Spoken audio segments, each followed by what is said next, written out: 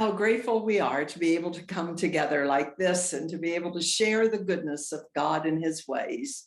Today, we're thinking of servanthood. And I would like to first pause and have us think about why really do we homeschool? And if we were to list that, I'd love, in fact, for us to be able to hear all of the things that popped into your brain when I first said that. And we would have oodles and oodles of reasons that we do homeschool. But one of the reasons I want to draw to your attention today is that we want our children and ourselves to know just how valuable it is that we were made in the image of God. And that's one of the reasons we homeschool. You were chosen out of all of his magnificent creation to look like him to the world. Genesis 1:27.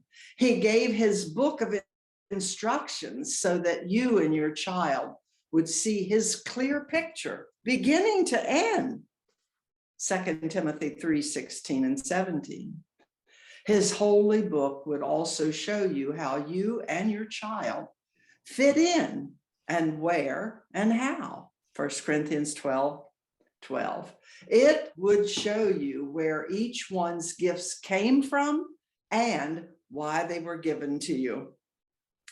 Then from generation to generation, the home would be the school, the laboratory, the practice field, the learning center, the conservatory, where you work and share how to become more like him. Psalm 145:4. One of his likenesses is being that servant. We are born, and there begins our journey. And to best glorify him, we will discover why we were born, what gifts we were given, and how they are to be used to serve him and others. For this entire journey, this is our study. Growing in him, growing to be like him. I want to share this little poem. I got this book of everyday, like easy poems from a friend at Christmas. If you have a gift, if you have a song, why not share it with a friend? For music, with all its charm, can touch another on the mend. If you have a prayer, why not share it with a friend? For I know no better way to help a soul ascend. If you have a poem, why not share it with a friend? For poetry has persuasive ways that helps a spirit to transcend. If you have a gift, why not share it with a friend? For kindness shared in creative ways, I highly recommend. Barbara Joan Million.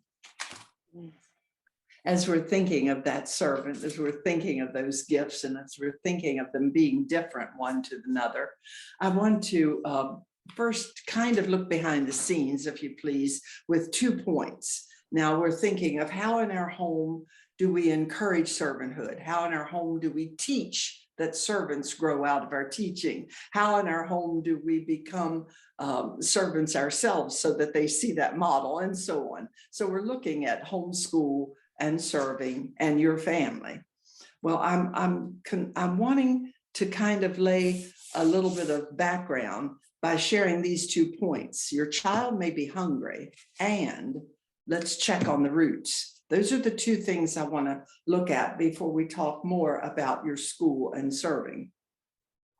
Now, here are some signs of hunger in your child: griping, seeing others favored, dissatisfied, bored, argumentative, must have his own way, quiet, not choosing to enter in, impolite, missing obvious opportunities to be helpful, self-absorbed, singular interest, rushed assignments, and many, many others could be signs of this child yelling, "Mom, Dad, I'm hungry." Now, this is in the case where those kinds of things that I listed are the regular behavior. Did you see yourself described as I read that list? I saw myself described, but we're not talking about it coming up once in a while We're talking about here, you see your child acting like that regularly. It is his habit to behave that way. In that case, he is screaming to you, I'm hungry. Now, then your response that I would suggest in this case is, first of all, noticing the call and noticing that he is begging for nourishment. I think sometimes we get caught up in our aggravation with a griping child, or with a child who keeps saying he's bored, or with any of these other behaviors that keep showing up. And in that aggravation, we're not called to nourish. And so I think the very first point is that we ask God to make us attentive to that he would make us to notice it, and that he would make us to see that it is a call for food in that sort. And then the second is give the necessary correction, but focus on what the child is becoming. And in the process of correction, make sure that it ends with hope, because this is where we're headed. We're headed with the child seeing victory in his own life if he gets rid of that behavior. And third, we're talking about what to do with all of this yelling for hunger and nourishment. Work on the nourishment if the behavior yells, I'm hungry. Now, how do we work on it? Well, of course, you know, our habit of working on anything is to go to the Word and seek it out, go to prayer and seek the mind of Christ. But I'm going to also share with you some just everyday things that came to my mind as I was working on this with you or for you. The first one I want to deal with is bored. And I'm hesitant to share what I'm going to share, and a little bit embarrassed, I guess, also to share it. And yet I just, I do hope you take it with the right attitude so that you can be helped if you have a boredom situation in your home. Let's go back 80 years about. And at that point, I was 5 years old, standing by my mom, complaining, there's nothing to do in this place. I'm bored all of the time. And you know, I'm shocked even as I think of it, being that age and being, I just didn't talk to my mother that way. And so anyway, and this was her response. She said to me, come over here where we can be quiet and alone, and let me tell you something. And she said, if I were you, I would never declare that again. And especially I wouldn't declare it publicly that I'm bored. And here's why. Wherever you are, your brain is. And wherever you are, your creative genius is. And would you really, really want others to know that you've silenced it or chased it away or denied it? And really, from that point on, I can say, while I would have those thoughts, I was forever registered with her instruction on what to do with boredom. And on the rare occasions when I maybe just started to gripe a boredom kind of comment, she would point, and then, and right away I would know, oh, I don't want to admit that to anyone. Now, that's one category. Of course, we've listed many, many, many categories, and that maybe that same method would work for other categories. I don't know. I never even thought about it until this very moment. But also, I want to do argumentative. I think I want to do argumentative because it's my temperament and it's something I've had to work on and deal with my whole life.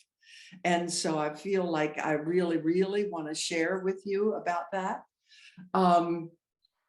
I think the one big thing that helped me is when I am in an argumentative situation, which for a long time was often, and praise God, it doesn't seem to be as often now. I came to realize that both parties, me and the one I'm arguing with, my whoever, my brother, my sister, my child, my whoever, that we were both trying to get our own way. We were determined that our way was right. And in that determination, we often would slip at actually concentrating on what I really want is the way of Christ. And so if you are over and over and over and over in an argumentative situation, I would plead with you to just check with your own heart and then challenge your arguer to check with his heart about whether he's more interested in getting his own way or in getting to the right thing. And I think that is already a really big help in that particular problem. And now let's look at rushed and sloppy work. You know, I don't know how you feel about this, but I prefer just a heads-on kind of let's deal with this kind of way of that kind of problem. And so in this particular case, I would just say, you know, this work is absolutely not acceptable. And so we're both going to have to decide what to do about it. Because you see, in reality, I cannot make my student do other than sloppy work. If I'm going to have work that is not sloppy, it will be his choice. He will be driven by the goodness of the Lord. He will be encouraged to want to be right. And so that's what I must work on, encouraging him to want to be right. And so we would talk about that and we would say, for the delight of your own heart and the delight of our Savior, let's look at how this could be improved. If you want help, let me know. I'm here to help you create improved work. But I think that you want to just make it known that it's going to be his choice and he has the power to make the right choice.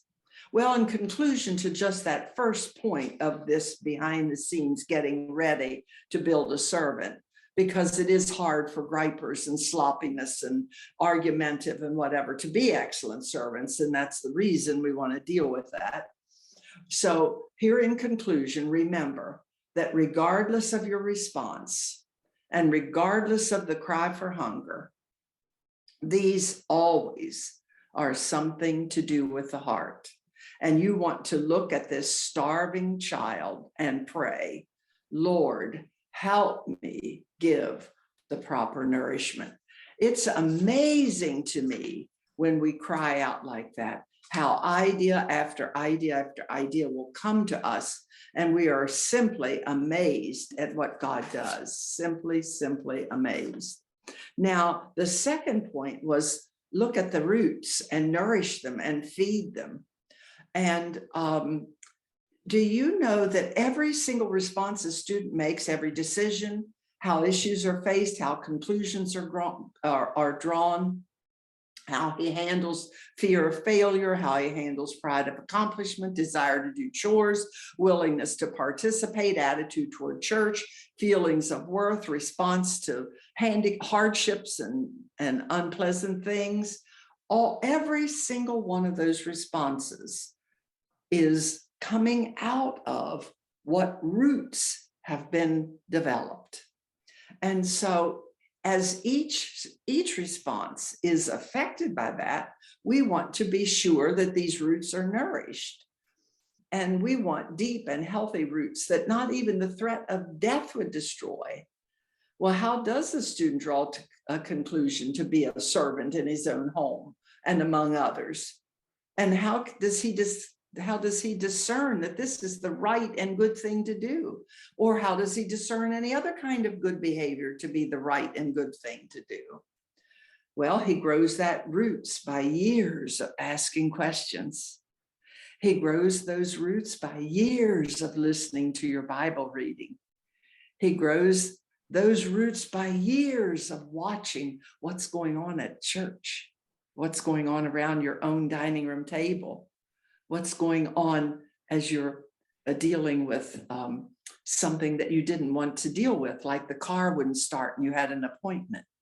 you see. And so he builds those roots through years and years of that happening. And do you know what? You keep on building those roots. So in a way, you and your child are building roots. And I, generations yet ahead of you, are still building. I am still building roots. So what are some of those questions then that we would want to deal with in our home, whether it's in Bible time or church time or around the table or just simply driving along in the car or going to the park and we notice something and so we deal with it. And I've just listed a few questions, but they'll come to your mind too as you see the need to help your child have that foundation, that rooting. And by the way, if you're wanting a picture of this, there are two things that came to my mind when I thought about roots back when I was beginning to do this for today. And one was this 100 or more year old tree. And you're picturing its huge trunk and these magnificent branches and leaves. And then you're thinking just as big as all of those branches are, somewhere under the ground is a root work the same size. And it is almost breathtaking to realize the magnitude of it, but it gives us a picture of what we want in our own children, gives us a picture of what we want in ourselves. Or picture this, a foundation. And this foundation is rock wherever you look. I mean, if you dig under all that you can see, there's still rock. And if you dig under that, there's still rock.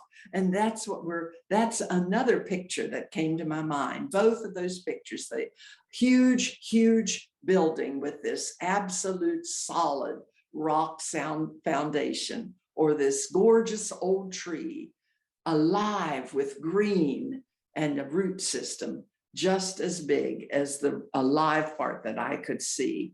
So when we think of that, now we're building, that's what we're building. And so how do I know, some of the questions might be, how do I know the Bible is trustworthy and accurate? And you know, I've mentioned that before, and I'm going to mention it, I think, as long as I can think and speak, because I don't know, I just have this feeling that I take it too much for granted. And so if I take it too much for granted, maybe you do too.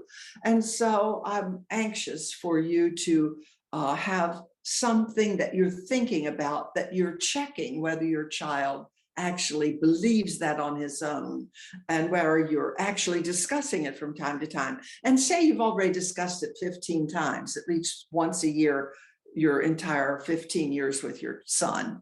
Well, why not just go back and do it again? You know, why not look for, say, a different person's input, maybe from creation research, or maybe from how do I know the Bible is the truth, or whatever kinds of research you would do with that. So anyway, how do I know the Bible is absolutely accurate and absolutely trustworthy? Because everywhere your child goes, every decision he's making, and he declares that decision, someone will come with a counter. And if it isn't happening to him right now because of your circle of friends, it will happen. It will happen. The circle doesn't have to grow very much bigger for it to happen that someone says, why do you believe that? Have you ever thought of? And then they put a falsehood in, and the child begins to think, well, I hadn't even heard of that. So maybe that is true. And as soon as we have that, maybe that is true. And rather than, I'm going to see what God says about that we're in a bit of trouble and need to be alert. So we want to make more to do of that than I have ever thought of how to tell you to do about it. And we want to have more to do about it than I would even know how to dream to have more to do about it. And when you have had more to do about whether the Bible is absolutely trustworthy and accurate, and you think you've beaten that drum until it can't be beat anymore, just stop and pray and think, where do I go from here? Maybe I add another instrument to the drum. You see, there is always another way to be looking at it and making sure, like another way to look at the story. Even go back to some of the Old Testament stories, bring those up and talk about why would that be in the Bible? And when you see the feeble, puny reasons that you and your children give for why that would be in the Bible, that signals you to begin looking for other, and I'm saying puny because that's what I give. I'm like that too. Anyway, how do I know the Bible's trustworthy and accurate? Where did I get the picture that I have of God? You see, if there's much television watching, if there are friends that you get when you go out into your yard and they come from the community and come into your yard, then the picture might not be as accurate as you wanted it to be. And so you'll want to deal with that, of course. And you want to confirm with them that the picture that we hold is the picture that is confirmed in the word. Okay, now, then how much do I know about God's ways? For instance, God's way about sin, God's way about love, God's way about hope, about forgiveness, about failure, about joy, about fun, about money, about food, about, and you fill in the blank. Then how about this? Why would I choose to serve my brother? Why? Why? And then how about this? Who can I expect to serve me and why? And what does it mean that I am in God's image? And how do I know I'm chosen by God for this? As we teach, we keep this aim in mind of nourishing the roots. We direct our curriculum and teaching methods to reflect that aim. We practice discipline and table talk to reflect that aim. Realize we are nourishing the roots. The child is hungry for nourishment. We are giving it, and we are also looking at the roots. Allow this root of nourishing to lead to joy, excitement, and worship as you uncover the great plan God has to reveal himself to us. Now, your school, I want to be sure that before our time is up today, that we get to your school and servant training in your school. I love this part. I love the part that curriculum plays in servant training. And, you know, if you think of your school as the training ground for, among many other things, a servant, and serving who? God first and others next. Oh my, where do I take care of myself? Well, I guess that comes after others then, wouldn't it? We've often heard that joy, Jesus, others, and yourself. And so to make you happy. 1 Peter 4:10, each one should use whatever gift he has received to serve others, faithfully administering God's grace in various forms. I'm going to read that again because I want us to zero in on administering God's grace.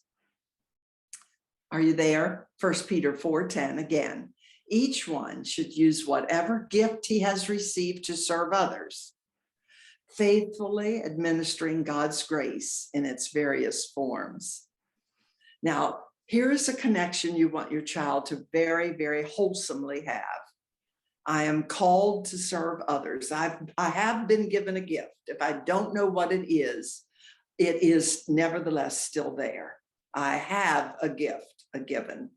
I have been given that gift of God and God only.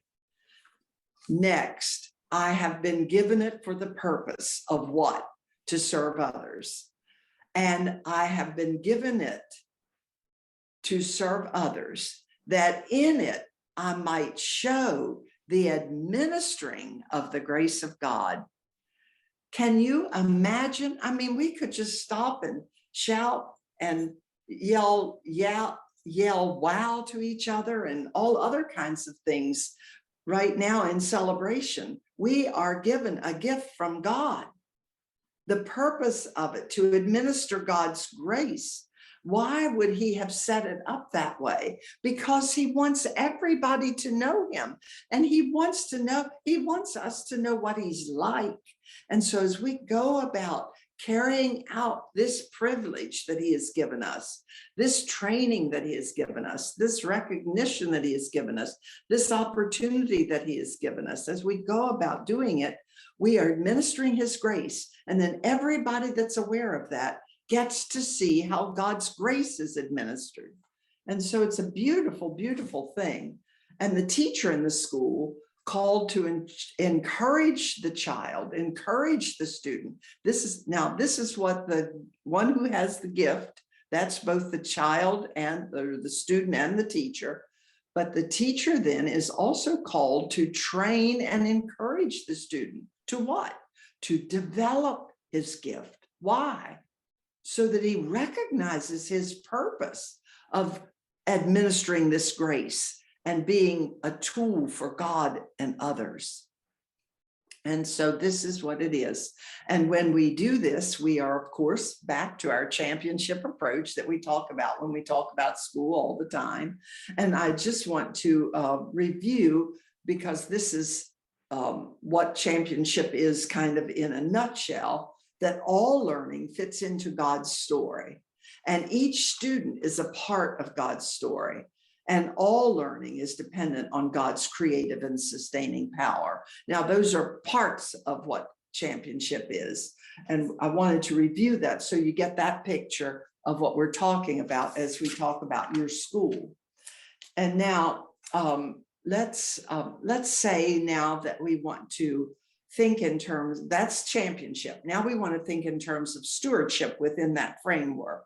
And so I'm going to give you just a few illustrations, or maybe more than a few, of how we can take what we're learning and take it to someone and help them.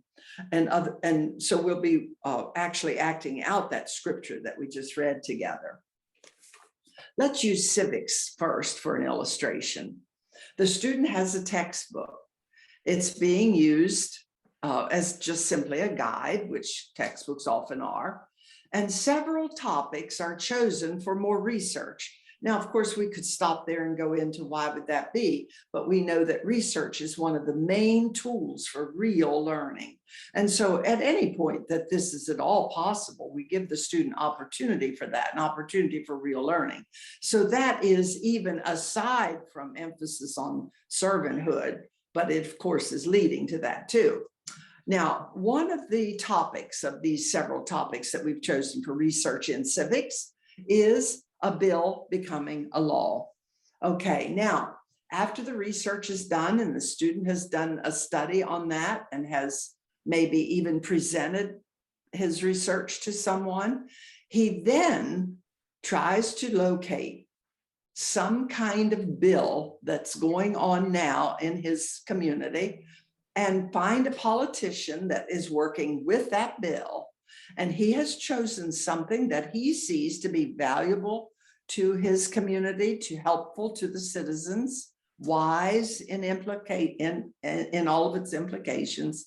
And then he has approached that politician to see if he can work alongside him as he carries that bill through. Now, listen to this.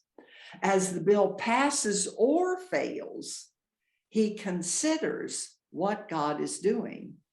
As he looks back on his research and then following through to be a help to his community, he looks at what God has done for him to uphold good for the sake of God and community. Okay, let's go on now. Suppose the student is younger and you wouldn't want the student going off with another person to do that work. Maybe this student is only in 3rd grade or 5th grade. Anyway, and here's an illustration for that. This student takes his camera and goes to various points of interest around your own city or a nearby city, or points of interest right in your very immediate community, or points of interest in his backyard, or points of interest on your farm, or whatever, maybe points of interest with 3 neighbors. And so it goes, it's endless what he could photograph about these particular points of interest. As he then takes those points of interest and shares them with someone that he thinks that would be helpful toward.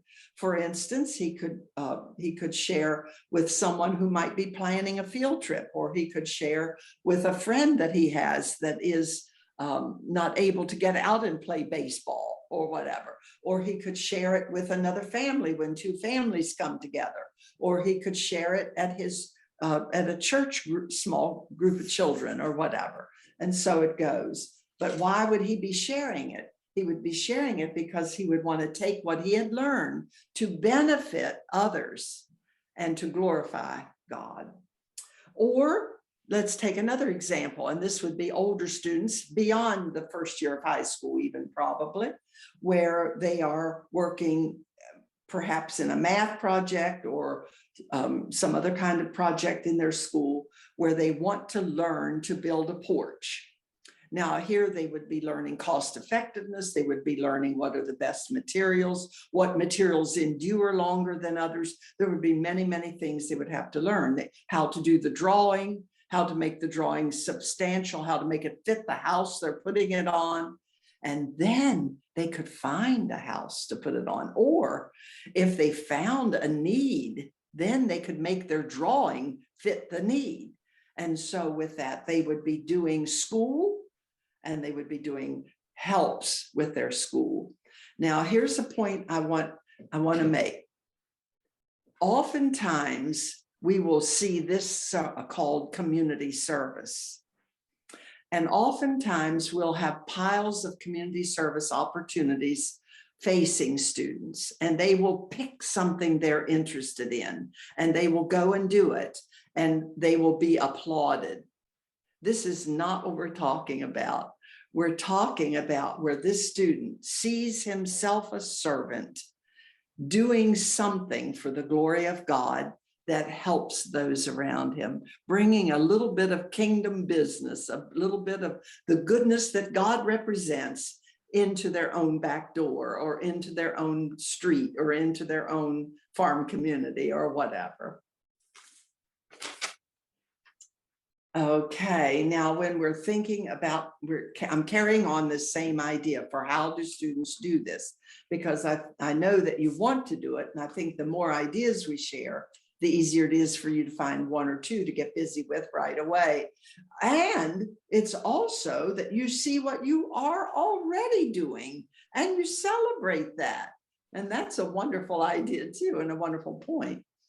Now, students are consistently being taught that they are part of God's story, called to use what school is teaching, called to use God's gift in them for the purpose of restoring, encouraging, and doing kingdom business. This we can't emphasize enough. That's the point. I think when your children do get praise for it, and they will, you want to say, yes, that was praiseworthy. When we notice it praiseworthy, to whom does the glory go? Anytime we notice anything praiseworthy, it's absolutely wonderful. And you want to revel in it. You want your child to be able to see, wow, that was praiseworthy. And then you want him to know how it could be, how it could have been praiseworthy, and where it came from that it was praiseworthy, and how it developed that it could be praiseworthy. That's what you want to be sure to emphasize. So, here, adding to our civics and agriculture illustration, let me list some other gifts and ways that you could use them. Excuse me, I have not listed the subject that this is in, but you'll be able to see quickly what subject it's coming out of. But let's suppose you have an artist at home, and there would be endless opportunities, but one that I absolutely love is creating artwork and presenting it in a presentable form to a shut-in, whether that shut-in is in a home, or whether in their own home, or someone at church that is barely shut in, but yet you just want to encourage them. And then also it could be writing poetry to share with a child in the hospital.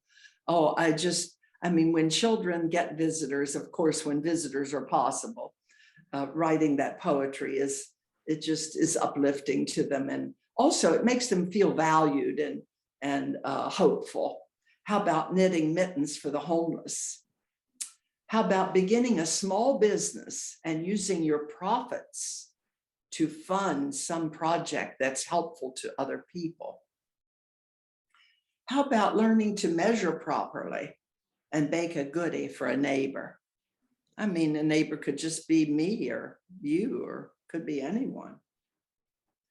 How about practicing dramatic reading and reading to a sight impaired person? I can't imagine a greater delight that if for some reason I would lose in my old age my sight, that someone periodically would come in and just dramatically read to me the glorious words of God. I can't imagine that being other than absolute worship for everybody. What about cooking a dinner for a new mom? Now, that might be a big project. You would have to maybe be in a high school level to carry that project out in school by yourself. What about collecting a small group of boys and practicing shooting baskets and noticing what you need to say to them as they shoot, noticing their attitudes and doing something with it? What about making care packages and going through your city distributing to the homeless, socks and lotion and crackers and water and so on? The point here in championship is show your student that their learning is useful because, listen, because it is a part of God's plan for them. Showing your student that practicing the gifts and using the school's learning in practicing them will benefit them and the one they share with. And then also in doing this, all of us, your family and those who are seeing your family, will get a visual of being a part of God's story and be encouraged to guard their own journey and be challenged in that way. And I do want to warn you, this will always be going on. I'm not suggesting that you take the 7 subjects that you're teaching, and in each of those 7 subjects, make sure you're going out and doing something for someone. I'm talking about the entire family together might work on one thing of one subject, but it just happens to be a subject that everybody's taking. Maybe it's reading, or maybe it's a read aloud book it flows out of, or maybe it's related to math or whatever. Or it could be that the young children in the family are doing one and the older children are doing one. And it can be that you're doing this all of the time, but the subjects you're doing them in will vary. Okay, now I do want to, I want also to worship, mention worship when we're talking about servant, and when we're talking about the need for all of us to understand what it means to be serving God and others. I think I should have started with this really, as I think of it now, because in serving God, the first service we give is our worship. And worship is both a time and an event, and it is also a way of living. And we want worship to be both of those in our lives. Listen to this from Hebrews 12. Therefore, since we are receiving a kingdom that cannot be shaken, let us be thankful and so worship God acceptably with reverence and awe, for our God is a consuming fire. Worship. Just looking at this verse alone, look what we learn: with gratitude. So worship isn't something that I have to sit here until mom finishes what she's going to do, and we all have to be quiet. I come to worship with gratitude, just blown away by the fact that God would let me in, that he would receive my worship, that I could be a worshiper. It's amazing, amazing. And so with gratitude, we come. And then acceptably. Can you imagine acceptably? I mean, what is unacceptable? And shouldn't we always be reminding each other that we want to present to God acceptable worship? Shouldn't we be talking about it in some way that lets us know this is not acceptable? Should we be careful when we say this is not acceptable, because worship is an act of the heart, and we might not know how that heart is doing it. We only see how it looks to us. And so from many angles, as we look at acceptable worship, I think the thing we want to do is, when we're saying acceptable worship, we're wanting to lead our children to say that it should strike them with fear and strike them with awe. The kind of fear that makes them anxious to be with that person, the kind of fear that makes their jaw dropped and they can't believe they're included in it, that kind of fear. So God is drawing. And so we go with reverence, and we go with awe, and we go acceptably, and we go thankfully, and then we worship. Now, what would it look like in our home if even the atmosphere was an atmosphere of worship? Well, I think that's something we'll all be trying to tell each other about. I think you're working on it and I'm working on it. And as we can, we'll share together what we've worked on, because that is where we're ever growing. We're ever learning to worship. And when we think of attitude of worship, I think one of the reminders I could give is that we're wanting to take hardships and think and practice, how do we go about this hardship with thanksgiving? And that's just one of many, many, many things that you'll learn about the attitude, a very attitude of worship. And how can we be thankful in something hard? We're thankful that God has told us He won't ever leave us or forsake us. We're grateful we're part of God's story, and He's never going to erase us from it. So we're grateful for all of those things. We're not grateful for suffering, but we're grateful that in the suffering, we have one who will hold us tight, will never drop us, and will always be there. Or if it's something like a major decision that has to be made, we're not glad that we got all messed up in something and now we have to worm our way out of this. We're not glad about any of that, but we are glad that as we are working our way out of it, we have a supreme helper. We have a supreme guide. We have the answer in our leader. We have God, the triune God, whose spirit lives within us, whose Son goes to the Father for us, and we have His wisdom ever with us from His word. And so we're constantly aware of that kind of thing. Now, in closing, I want to share with you this little banner over me that I wrote. Just as I was working on this, it came to me, and I'm thinking I have to share it with more than just me, so I'll share it with you. The banner over me. We've come together to encourage one another to march under the banner of the Lord Jesus Christ. We've all already chosen that. That already is our banner, and that we rejoice in that. We are choosing to put off all banners of lethargy and put on the royal banner assigned to us, the believers, banners of courage and honor and serving, the banner of Jesus Himself. What's next then? What does this all mean that we're deciding to march under that banner? First, we search our own hearts to discover our deepest love. And I think we may have to do that periodically, at least I do. Get alone, go before God unashamed, ask Him to show each of us what we truly and deeply love. We may be shocked to discover that our real deepest love and our verbal love differ. When that happens, ask the Holy Spirit to purge everything that robs our love for God, that kind of love for God that leads easily and surely to our love for others.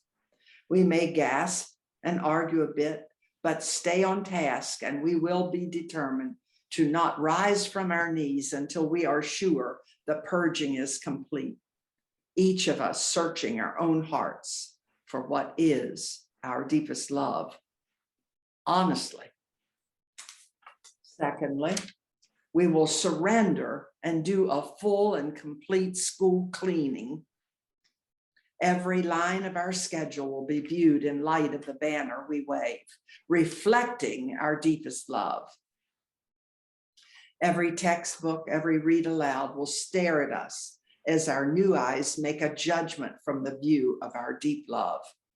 Cooking and chores and shopping and everyday living will be examined for attitude and value, because now our deep love has been brought to light, and old habits are abhorred and eliminated.